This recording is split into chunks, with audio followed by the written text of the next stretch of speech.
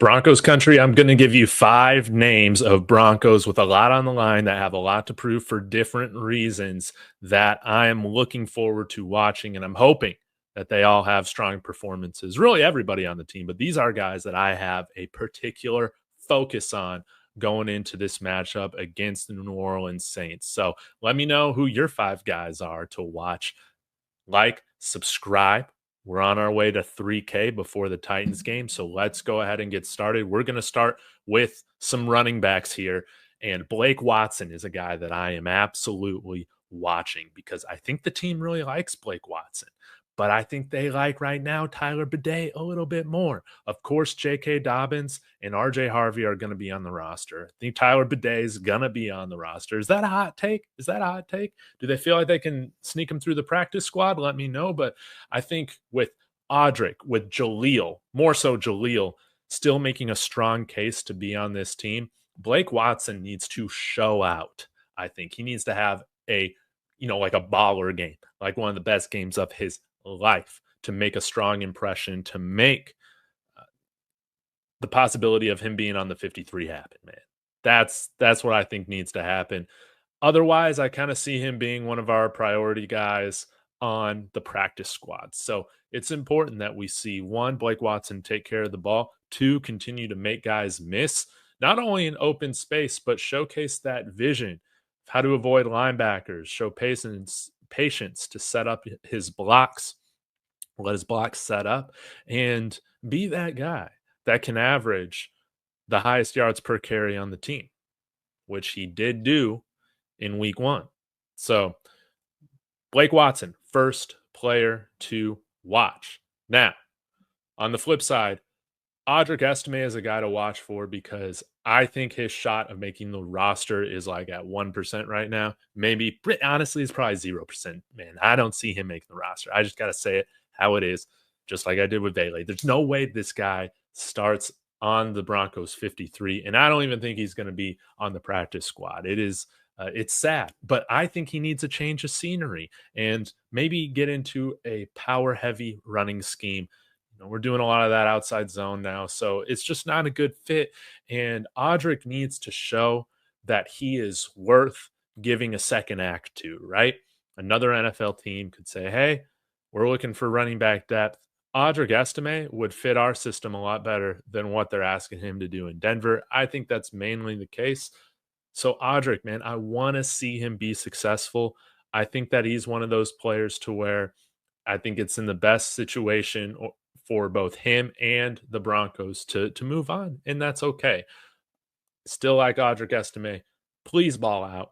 I want to see you continue to have an NFL career. Now, Devon Vele's trade opens up a extra spot, possibly, for another wide receiver on the 63, a 6th wide receiver spot. Could that be Courtney Jackson? He needs to go and prove that he is just as explosive, which is hard to do, I think, on returns as Marvin Mims can be. I've liked what I've seen, but I still think I'd prefer Marvin Mims back there on punts and kickoffs, even with an expanded wide receiver role.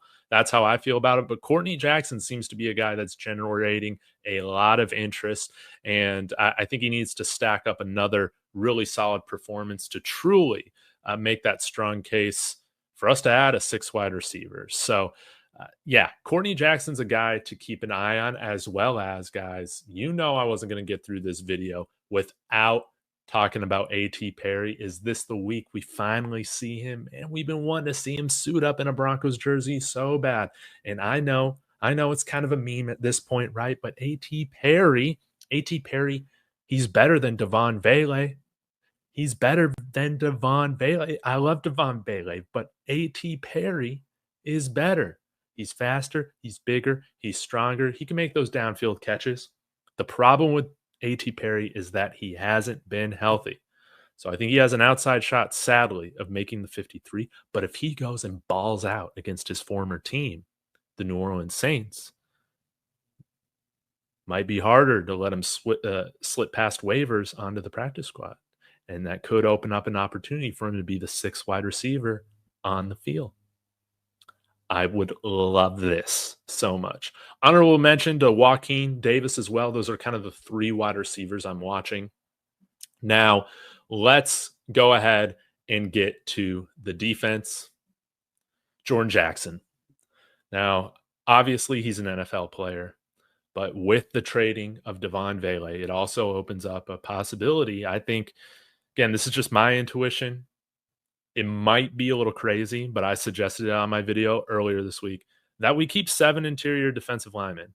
Like, why do we have to decide between Awazarike and Jordan Jackson when they're both NFL players? They're 53-man roster caliber depth defensive linemen. Either of these guys get cut, they're both getting claimed. No doubt about it. So why not just keep both of them? I think if Jordan Jackson goes in here, has another strong performance, man, it is a wrap, man. It's a wrap. We'll just keep 7. And I think we should lean into the strength of this team, which is the defensive line and edge units.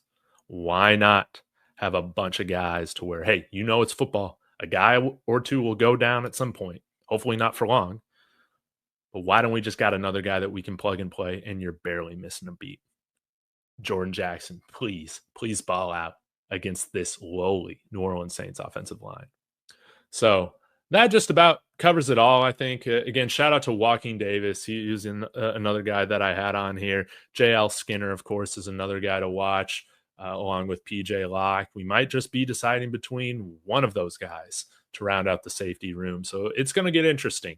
And y'all let me know, like, who are some of your players that you're going to have an eye on, that you're going to have a focus on coming into this last preseason game. Let's go ahead and make Kodiak sound like a genius with winning by 20 plus all 3 preseason games, winning by 20 plus. That's what he predicted. So let's get this done, guys. Y'all have a wonderful day.